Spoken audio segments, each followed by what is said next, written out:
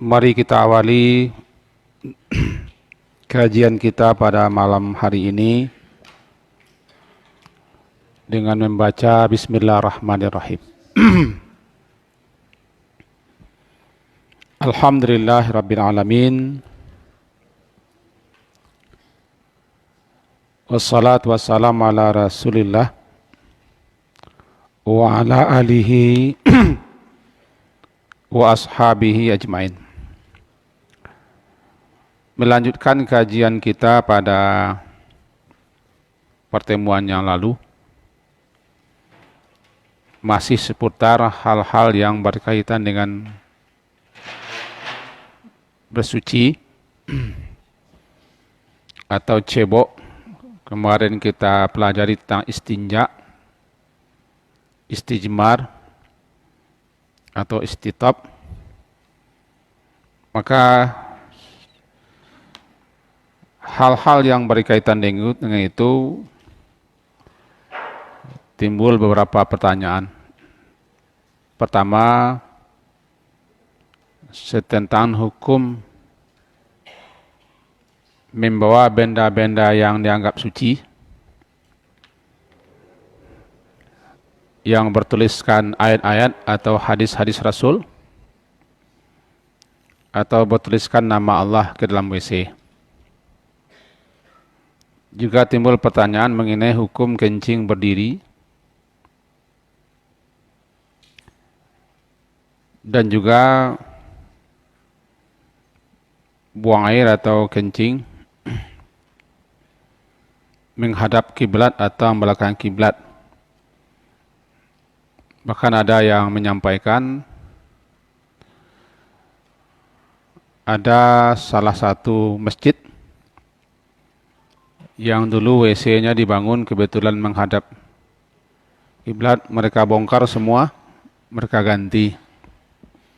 Saya tidak menyebutkan daerahnya dan orangnya, cuman yang kita kaji hukumnya. Dan ada lagi hal-hal yang berkaitan dengan itu. Itu malam hari ini yang akan kita pelajari adalah hukum atau hal-hal yang berkaitan dengan buang air. Yang pertama dulu, tentang hukum membawa benda-benda atau barang-barang yang situ tertulis ayat-ayat Allah atau hadis-hadis Rasulullah atau nama-nama Allah. Seperti barang itu ada di sini.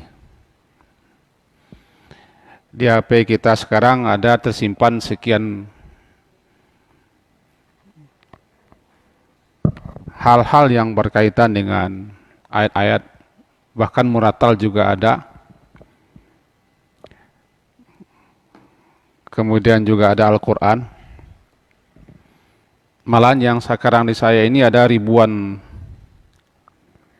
kitab-kitab, termasuk tafsir hadis dan syarah-syarahnya di sini. Nah, bagaimana nih terbawa ke dalam WC? Atau bagi kita tertentu ada buku-buku pelajaran. Setelah mengaji kita nulis-nulis buku catatan hadis-hadis, ternyata dalam tas. Bagaimana hukumnya? Para ulama menyebutkan bahwa kita memang tidak dibenarkan dan tidak dibolehkan karena tempatnya tidak layak, tidak pantas dan tidak patut membawa Al-Quran mushaf. Mushaf, tapi ini tidak mushaf, ini terjemah. Mushaf itu Quran murni, tapi termasuk juga terjemah. Juga hadis-hadis yang kitab hadis, di situ bertuliskan nama-nama Allah ke dalam WC. Secara hukumnya tidak boleh dan dilarang membawa benda-benda seperti itu ke dalam WC, kecuali bila ditakuti dan cemas kita bahwa jika ditaruh di luar hilang dia. Nggak mungkin kan HP kita taruh di luar WC atau dalam tas lalu tas kita gantungkan di luar. HP-nya bisa sekian jutaan ke atas.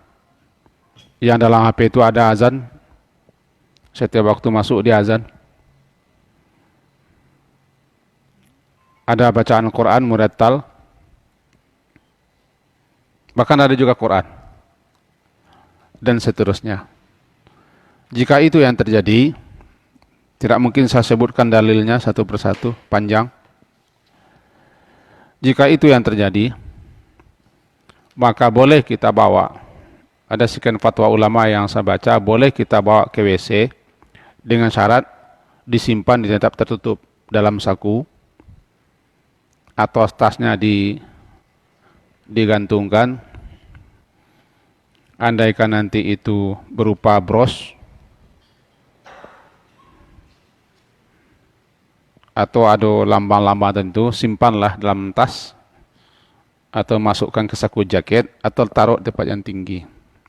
Yang tidak kita bawa ke tempat kita buang hajat seperti ke kloset atau di mana kita menunaikan hajat kita. Hal itu diberi keringanan karena barangnya berharga. Seperti ibu-ibu yang selalu membawa tas kemana-mana. Kemudian masuk ke WC umum. Masuk ke WC umum, nama saja WC umum. Maka diberi keringanan, andai ke dalam tas kita itu ada HP, atau ada kitab-kitab,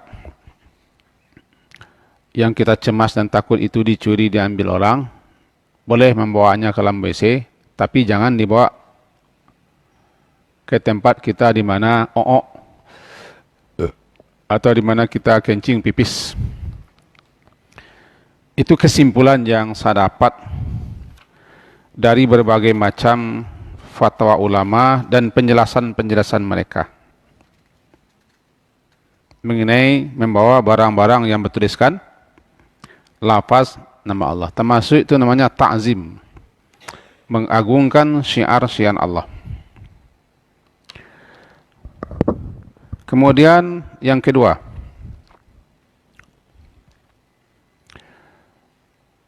menjawab salam atau menjawab azan atau berbicara dalam WC. Yang pertama, menjawab salam itu hukumnya kan wajib. Mengucapkan salam tidak wajib, tapi menjawab hukumnya wajib. Bagaimana seandainya kita sedang di WC, lalu ada orang membaca Assalamualaikum ke rumah kita, atau ke tempat kos, atau ke tempat di mana kita berada. Ditegurnya kita Assalamualaikum. Ketika itu kita tidak boleh jawab. Nabi SAW pernah ketika beliau buang hajat,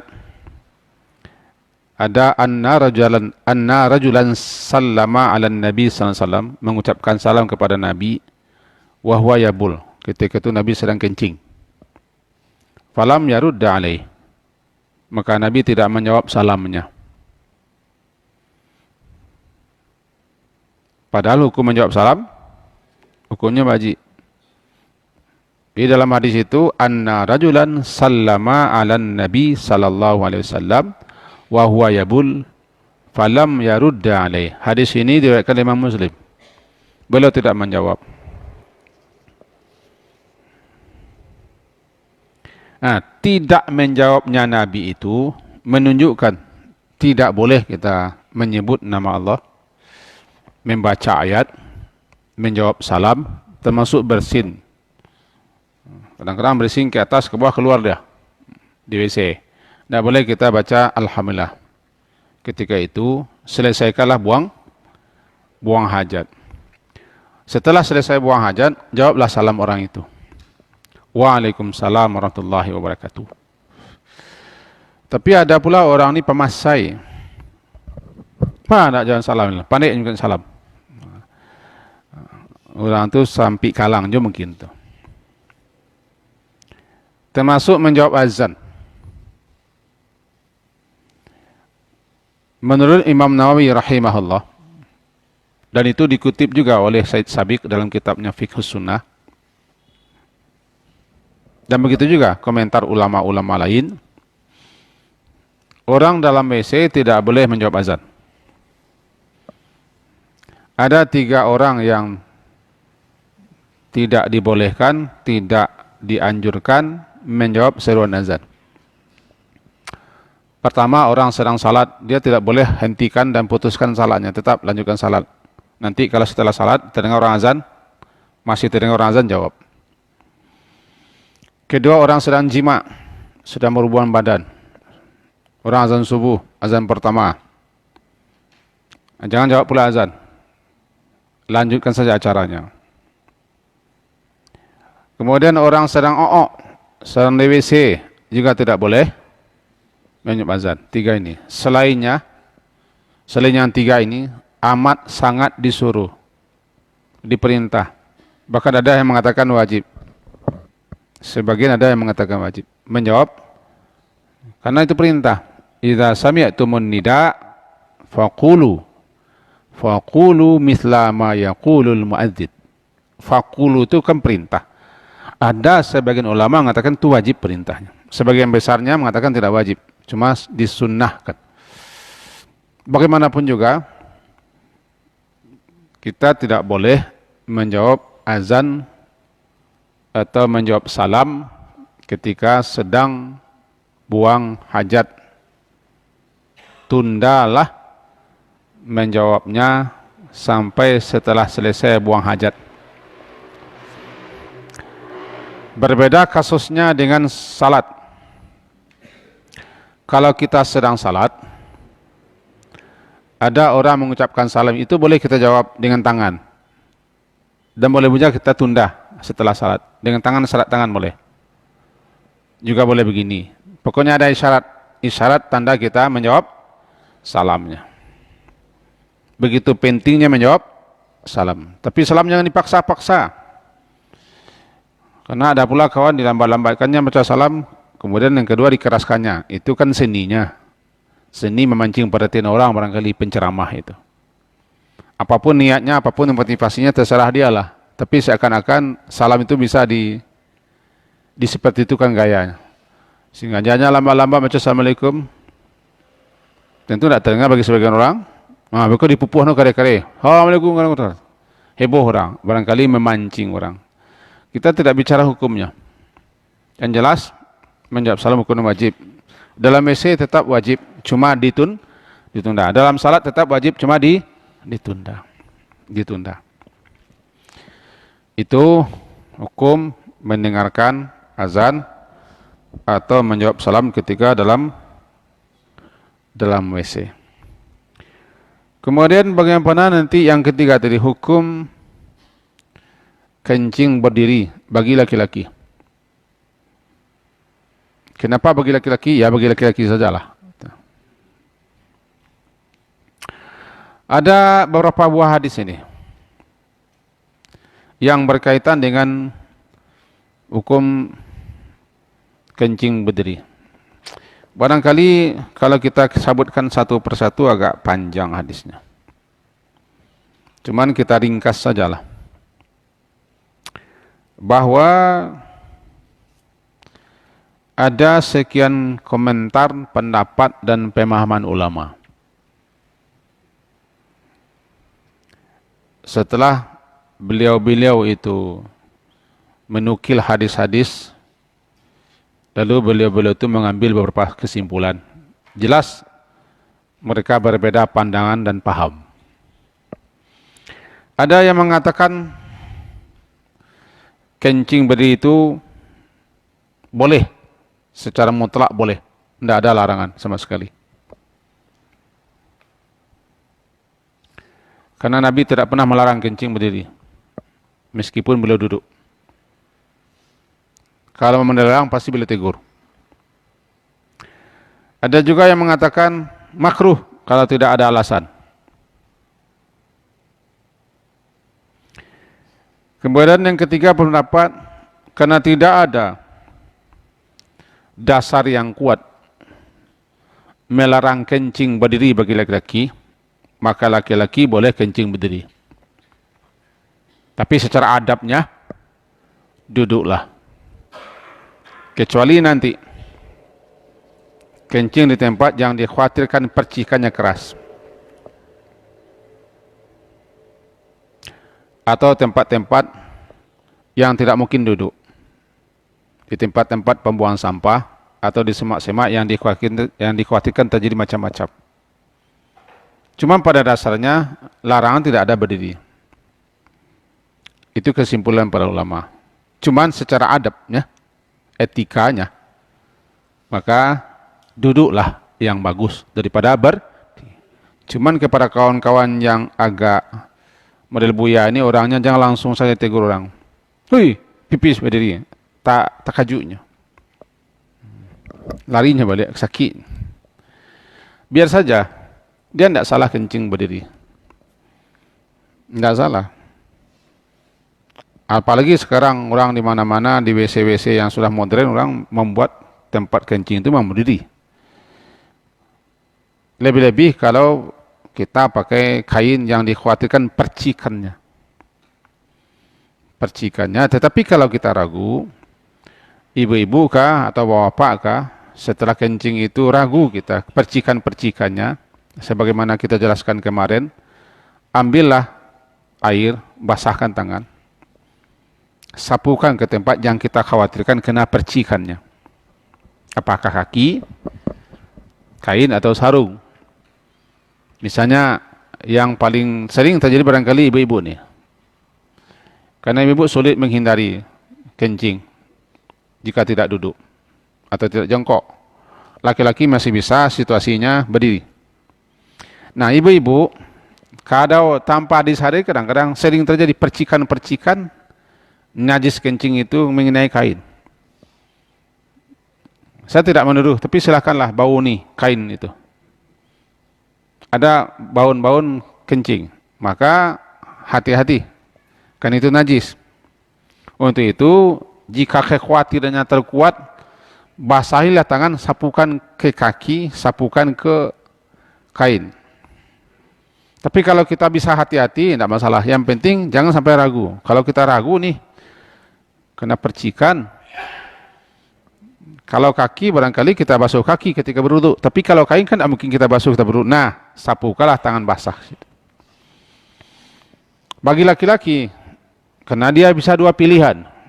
Jika dia khawatir kencing duduk itu kepercik, dia boleh berdiri. Tidak ada larangan berdiri. Memang ada sekian banyak hadis-hadis yang menerangkan atau uraian-uraian yang menjelaskan setentangan yang berkaitan kencing berdiri. Teman, beberapa kesimpulan kita ambil dan juga fatwa-fatwa ulama yang kita fikih kita pelajari, dapat kesimpulan. Apa kesimpulannya? Kencing berdiri itu boleh bagi laki-laki. Tapi kalau bisa duduk dan tidak dikhawatirkan dengan duduk terjadi hal-hal yang menyusahkan, lebih baik duduk. Mau kami laki-laki lah. Kadang-kadang tidak mungkin posisi itu duduk di WC tertentu, di tempat buang hajat tertentu, sempit atau payah jongkok, silakan berdiri. Kawan-kawannya agak keras, jangan tegur orang seperti itu. Jangan salahkan orang seperti itu. Dan jangan orang itu anggap orang itu berdosa. Karena kita ada yang cepat menvonis, menghukum, ini tidak boleh langsung saja. Tanpa kita pelajari, padahal boleh. Jadi jika khawatir kita laki-laki ini kencing di tempat seperti itu, kain kepercik, atau tidak mungkin kita duduk. Kalau duduk, ya ada juga orang tertentu duduk itu tidak lancar keluarnya. Karena celananya kok susah lah bagaimana. Saya pernah ditanya oleh seseorang, kebetulan itu murid, sekarang dia sudah doktor, itu tidak murid lagi. Dia murid, tapi masih sering tanya-tanya yang kecil-kecil. Karena yang kecil-kecil imunnya sudah tinggi ke atas, yang kecil-kecil lupa dah. Masalahnya dia itu berpenyakit, kencing itu tidak sekali keluar. Nah, kadang-kadang sudah kencing, bisa lagi menyusul yang lain. Lama sekali dia di WC, kadang-kadang bola-balik. Bagaimana caranya? Nah, dalam kitab-kitab juga dijelaskan, juga terdapat dalam keterangannya dalam kitab Subul Salam bahwa laki-laki yang seperti itu usahakan setelah kencing itu dibarut atau apapun caranya agar sisa-sisanya keluar. Bagaimana caranya? Orang seperti itu lebih tahu. Jangan buru-buru, jangan cepat-cepat dia mensucikan diri daripada kencingnya, karena dikhawatirkan nanti setelah kencing keluar lagi. Nah, bagi orang-orang seperti ini, kesabarannya berpahala. Kesabaran berpahala. Orang yang tidak sebentar kencing atau setiap sebentar kentut, jika dia terima dengan sabar, itu banyak dosanya dihapuskan. Berpahala dia. Bahkan bisa dikatakan pahalanya 2 kali lipat karena kesabarannya. Ingat, orang yang sakit tapi tetap beribadah tanpa mengeluh, pahalanya lebih tinggi daripada orang yang sehat beribadah. Ya, dengan catatan orang sakit itu sabar, ridha dia menerima penyakitnya, dia tetap beribadah sebagaimana orang sehat. Dilaluinya dengan sabar, dia mendapat nilai-nilai khusus yang melebihi ibadah dilakukan oleh orang yang sehat. Itu makanya nilai itu bisa berlipat-lipat sampai 700, bahkan lebih 700. Nah, kembali kita kepada kencing tadi. Jadi dengan begitu, bagi kami laki-laki, bagi saya yang memahaminya, kencing berdiri dibolehkan. Cuma yang lebih baik duduklah. Jika dikhawatirkan, jika tidak dikhawatirkan dengan duduk itu adanya mudarat baginya jika duduk. Tapi kalau duduk itu lebih bagus, lebih tidak ada mudaratnya, bisa dia nyaman, santai, tidak terganggu, tidak khawatir karena kepercikan air semacam, duduk lebih utama. Itu yang saya simpulkan dari sekian komentar para ulama dan kitab-kitab fikih berdasarkan hadis-hadis. Jadi saya tidak akan mengutip hadisnya satu persatu, cukup karena kita tidak muzakarah.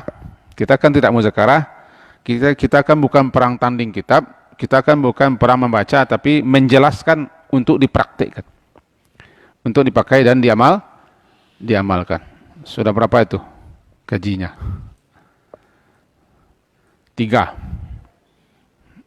Yang pertama membawa tulisan-tulisan, termasuk HP ini yang paling HP ini yang paling sering terbawa ke WC, sama saja dengan kita. Sama dengan kita, saya juga begitu. Ya bagaimana, di mana kan ditinggalkan? HP kita tidak HP tulalit saja. Kalau dulu kan masih HP tulalit, isinya cuma nama-nama orang dan tidak ada tambahan-tambahan. Sekarang HP orang kan sudah menjadi bahan menyimpan data. Bagi saya cuma menyimpan kitab-kitab, menyimpan kitab tafsir, bahkan semua kitab hadis saya simpan di sini. Semua kitab hadis dan juga syarahan-syarahnya. Ada sekian kitab tafsir yang saya lengkapi di sini dan juga kitab-kitab lain, semuanya ayat-ayat dan hadis. Bagaimana ini caranya? Mau tinggal, lalulah orang, galak-gadanglah orang. Syukurlah solusinya ada oleh para ulama menjelaskan itu tadi. Bawalah ke dalam asalkan jangan dibawa ketika sedang buang air. Simpanlah, letakkanlah di tempat yang tertentu di dalam WC itu atau masukkan ke kantong. Kira-kira begitu. Sudah 3 ya? 3. Yang selanjutnya, ini pertanyaannya radanya agak ketawa, tapi yang memang benar tanyanya bagus. Itu mengenai kemasuk WC itu pakai bismillah apa enggak? Tanya. Masuk WC pakai bismillah apa tidak? Ada kawan yang pemburansang, tahu pemburansang? Aduh, capek saya baca. Anjali ke masuk WC bisa bismillah aku loh cina. Jadi kalau kencang betul bahasa saya perlambat ritmenya. Yang nyaleh kama masuk WC membaca bismillah angku bodoh. Aduh silah angku ko. Gitu kan. Itu kawan yang agak baterai akinya masih 100,5 barangkali cepat. Tidak begitu, Pak. Justru masuk WC itu pakai bismillah. Pakai bismillah. Bismillah, Allahumma inni a'udzubika minal khubuthi. Tidak pakai bismillah tidak masalah juga. Tapi ingat, bismillah itu satru namanya. Satru ma bainal jinni wa aurati bani Adam idza dakhala ahaduhumul khala ay yaqul bismillah. Hadis ini sahih, Tirmizi, Ibnu Majah dan lain. Apa satru? Pembatas, penghalang. Pembatas, penghalang atau penghambat ma bainal jinni, antara jin dengan aurat anak Adam itu, idza dakhala, apabila dia masuk ke dalam WC al-khala, bahwa dia mengucapkan bismillah. Kenapa begitu? Perlu saya jelaskan sedikit saja. Semua lubang-lubang yang ada di tubuh kita ini berpotensi untuk dimasuki oleh jin dan setan. Menganga ketika menguap masuk setan. Tahu menganga? Coba praktekkan. Menganga. Itu menganga ketika menguap itu, da, yadaka fi fika, letakkan tangan di mulut. Bukan begini, ini dah letakkan. Tidak begitu. Masuk setan. Setan bermalam di lubang hidung.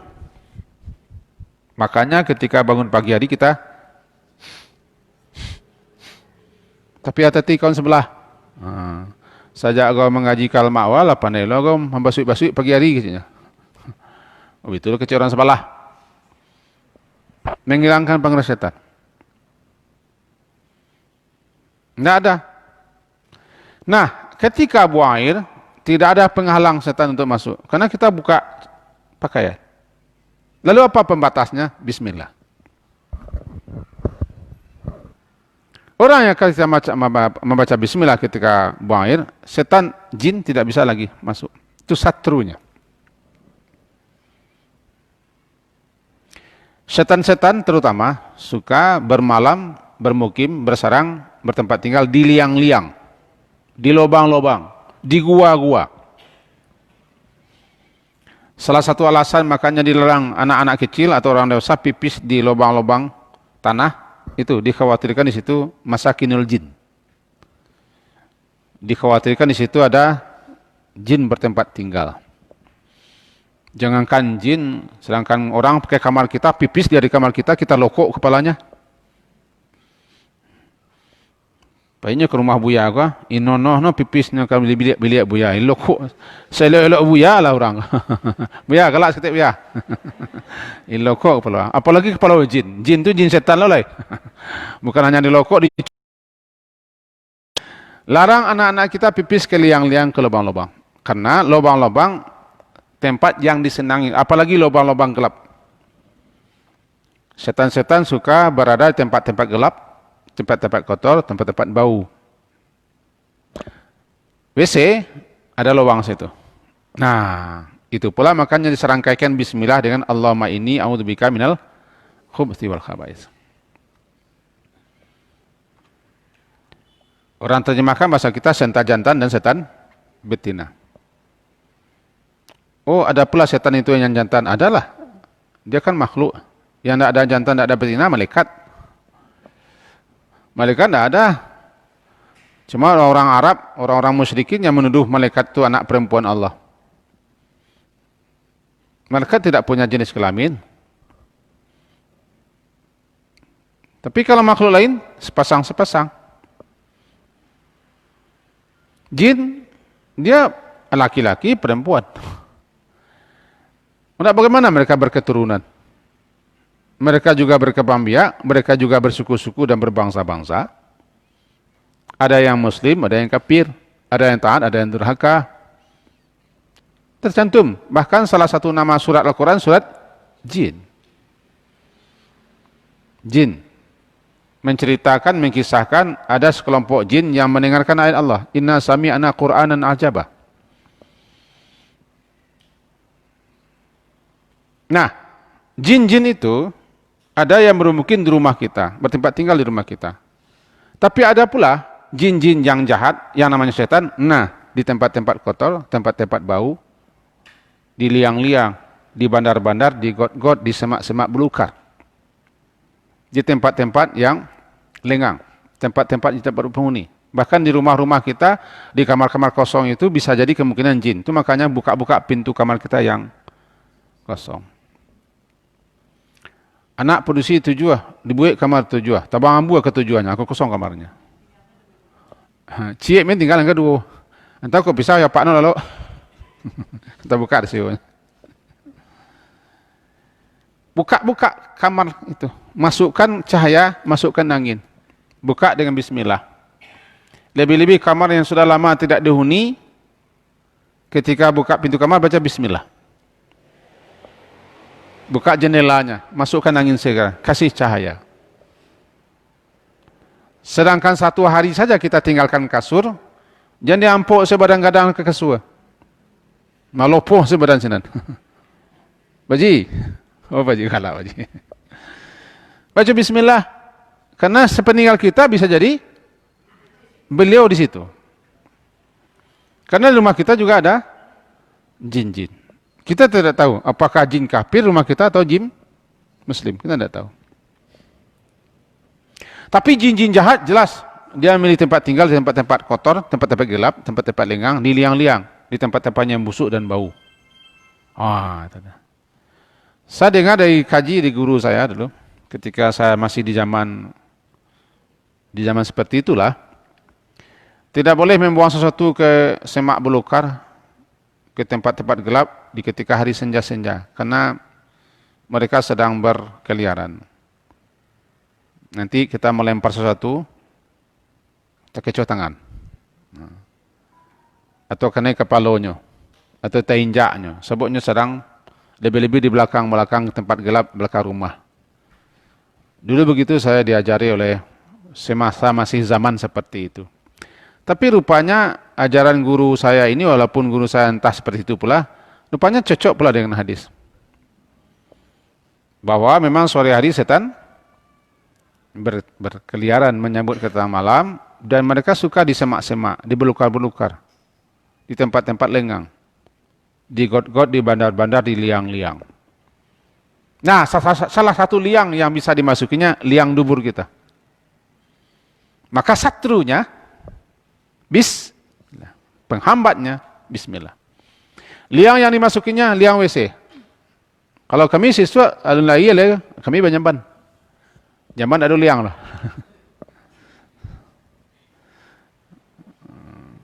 Kami siswa, kalau lagi alun lagi kan.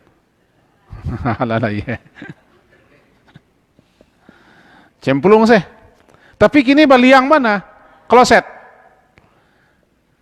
Tempat seperti itu disukai oleh setan. Maka ketika kita masuk WC, disitulah bismillah, Allahumma inni a'udzubika minal khubthi bisa khubthi. Keduanya boleh. Setan jantan dan setan betina. Ada juga yang mentakwil. Yang taruh segala kekotoran dan kekejian. Karena di WC itu memang tempat kuman-kuman, baksil-baksil, dan berbagai macam jenis-jenis penyakit. Jadi saya memahami bisa maknanya memang setan dan jin. Orang Arab juga membilang segala macam yang jahat, yang buruk, yang berpotensi untuk penyakit, dia bilang dengan setan. Maka luaslah maknanya khubthi wal khaba'is itu. Bersyukurlah kita kepada Nabi yang telah Allah utus sampai beliau mengajarkan kita sedetail itu. Tidak ada, carilah ajaran lain yang sampai mengajar kita cara masuk WC, apa yang dibaca ketika WC, apa yang ada di WC, dan seterusnya. Jadi, membaca bismillahkah kita ketika masuk WC? Iya, bismillah. Ya, tanyanya yang berikutnya, beliau ini agak rajin bertanya. Bagaimana kalau WC saya tidak berpintu? Di mana saya baca katanya? Tanyanya kadang-kadang agak apa juga, agak tinggi juga volumenya. Nah, ulama menerangkan, kalau WC kita tidak berpintu, berarti tidak punya bangunan WC. Kapan WC kita tidak berpintu? Ketika kita buang air di tempat terbuka, maka tidak ada pintunya. Di semak, di belukar, di lembah, di gurun, di parak, di sawah. Adakah pintunya? Tidak ada. Karena tidak di mana akan disangkutkan nenzelnya, tidak pintu. Kapan kita baca ini? Ketika indah tashmir siap, ketika menyingsingkan pakaian. Nah, baca bismillah, lalu Allahumma inni a'udzubika minal khubuthi wal khaba'is. Ketika menyingsingkan, menyingkapkan kain. Jadi orang sukidan ada, bismillah, baru.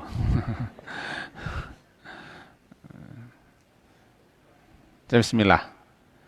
Di tempat terbuka inilah kita tidak dibenarkan menghadap dan membelakangi kiblat. Itu masalah. Di tempat terbuka seperti itu, di sawah, di parak, di gurun, di lembah, tempat lenggang, di belukar-belukar, maka jangan kita membelakangi atau menghadap kiblat.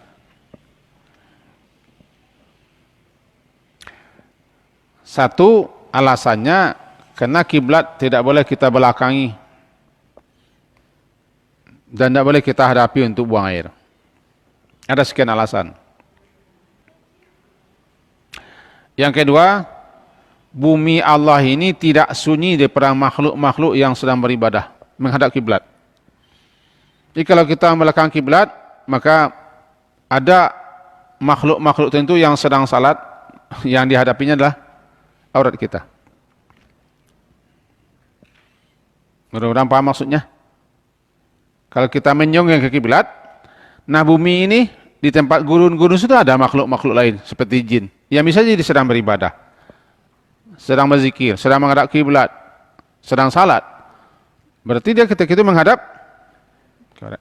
ke aurat kita. Itu di antara lain komentar ulama. Untuk itu di tempat terbuka yang tidak punya bangunan, tidak boleh kita buang air itu membelakangi atau menghadap kiblat. Tapi kalau tempatnya sudah tertutup, sudah ada bangunannya, pendapat terkuat berdasarkan sekian banyak dalil dan hadis, boleh. Karena sudah ada pembatas penghalangnya antara kita dengan kiblat. Jadi jangan dipesong pula WC kita, jangan dirompak pula seperti kawan saya, berapa kloset, berapa bangunan dirompak. Ketika itu sedang giat-giatnya, antusiasnya belajar sunnah. Ini melanggar sunnah, ini melanggar sunnah. Langsung rapat, tidak berapa hari kemudian dirompak WC, entah berapa buah WC-nya. Baru-baru dirompak lagi. Alasannya gitu. Ini tidak sunnah. Setahu saya akhirnya menyesal juga mereka. Menyesalnya apa? Habis piti sekian. Padahal dipelajari lagi, dipahami lagi, dikaji lagi, ditanya lagi, rupanya larangan itu lebih terfokus kepada di tempat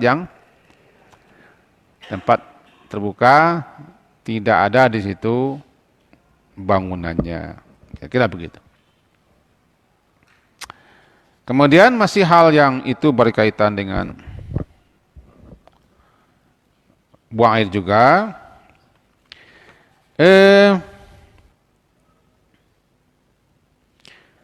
Kenapa kita setelah buang air itu membaca gufranaka? Bacaan terpendeknya kan gufranaka. Bacaan yang paling pendek gufranaka. Karena Nabi sallallahu alaihi wasallam idza kharaja minal khala qal gufranaka.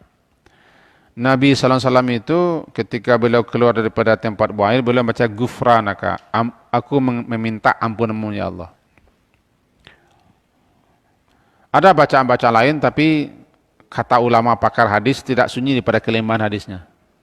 Seperti Alhamdulilladzi adhaba annil aza wa afani. Seperti bacaan itu, ya Allah, Segala puji untuk-Mu ya Allah yang telah menghilangkan daripada aku penyakit dan telah memberikan aku afiat. Kata para ulama, itu doa ada kelemahannya. Nah, kita tidak baca itu. Yang kita jawab adalah gufranaka. Kenapa minta ampun? Saya tengok dalam kitab Syarah Bulughul Maram, ada 3 buah syarah di saya.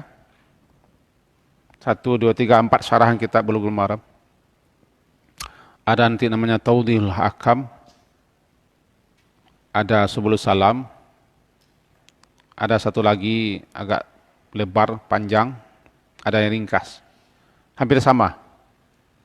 Menjelaskan bahwa Nabi SAW ketika keluar WC membaca gufranaka, makna gufranaka, ya Allah aku memohon ampunanmu. Dihilangkan fi'il fa'ilnya. Hanya tinggal gufranaka saja. Maknanya aku memohon ampunanmu. Kenapa Nabi minta ampun? Nabi SAW itu, beliau kan adalah manusia sempurna ini. Tiba di manusia beliau sempurna. Beliau menurut Aisyah senantiasa berzikir kepada Allah dalam segala situasi dan kondisi. Ala kulli hal. Ala kulli ahyani. Dalam setiap hal, setiap kondisi, setiap waktu beliau berzikir. Baik zikir hati, zikir lisan. Nah, ketika dalam WC, beliau tidak berzikir. Karena memang di WC tidak boleh berzikir. Tidak berzikirnya beliau dalam WC, beliau menganggap diri beliau lalai. Beliau pandang diri beliau lalai. Walaupun sebenarnya di WC itu memang tidak boleh berzikir, tapi beliau menganggap diri beliau lalai. Maka cepat-cepat ketika keluar WC, beliau membaca gufra, ya Allah, aku meminta ampunanmu. Pandangan beliau begitu. Ini komentar ulama.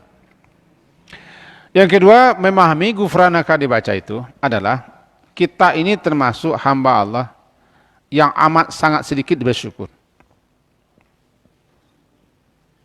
Termasuk mensyukuri nikmat buang air. Buang air itu nikmat. Salah satu nikmat yang jarang kita syukuri adalah buang air. Bahkan yang sering ditanyakan orang, makanlah suah, lalu berkeruah. Makan bertambuah, lalu berkeruah, buang airlah. Jadi buang airlah suah kau termasuk nikmat. Tapi jarang kita syukuri.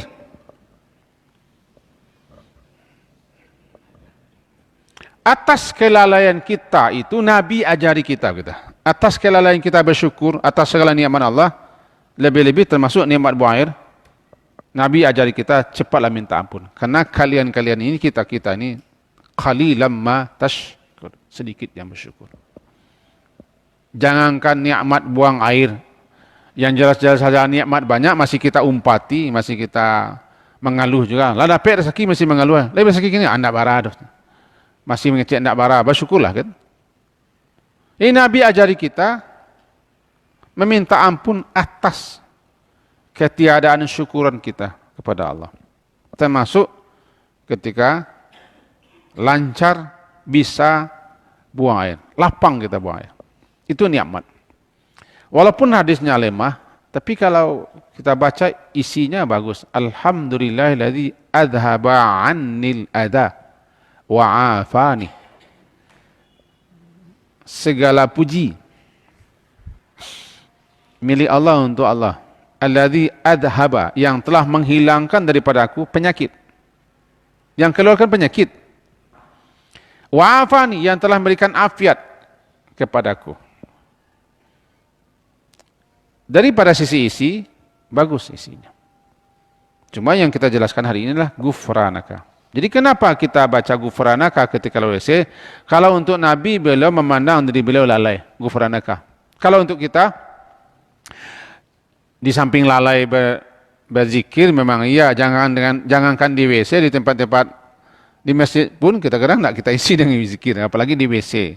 Di samping itu juga, mari kita sering-sering meminta ampun kepada Allah. Jangankan di tempat-tempat normal, ketika keluar WC saja kita sudah minta ampun, apalagi kondisi biasa. Juga minta ampun atas kelengahan kita, jarangnya kita bersyukur. Makanya kita bisa bersyukur itu, pertama, bisa bersyukur, mau bersyukur itu kita syukuri pula tuh. Karena bisa bersyukur itu pun nikmat. Sebab sedikit orang yang dianugerahi oleh Allah nikmat bisa bersyukur. Qalilan ma Nah, bisanya kita bersyukur, kita syukuri. Jadi bersyukur itu dua. Pertama, mensyukuri nikmat. Kedua, mensyukuri bisa bersyukur. Karena tidak semua orang bisa bersyukur. Apalagi bersyukur ketika selesai buang air. Nikmat tidur, nikmat bisa buang air. Yang sering kita syukuri nikmat makan. Lagi bersandau makan, baru alhamdulillah. Kalau tidak bersandau, sudah alhamdulillah. Kalau tidak bersandau, sudah alhamdulillah. Rupanya sendauku mengananya baca alhamdulillah. Baca alhamdulillah. Itu hal-hal yang berkaitan dengan buang air yang kemarin masih belum selesai kita jelaskan. Barangkali walaupun masih ada sekian adab-adab buang air, cuma tidak terlalu utama kita baca karena sudah kita laksanakan sebagian besarnya. Yang tadi yang penting-penting saja karena berkaitan dengan beberapa pertanyaan yang diajukan kepada kita dalam pengajian setelah kita pengajian lalu. Mudah-mudahan lah yang kita jelaskan ini atau yang kita terangkan malam hari ini bisa pula lah menambah pemahaman kita dan bisa pula kita amalkan, kita pakai dalam keseharian kita. Amin. Sekian yang bisa disampaikan. Silakan, Bu.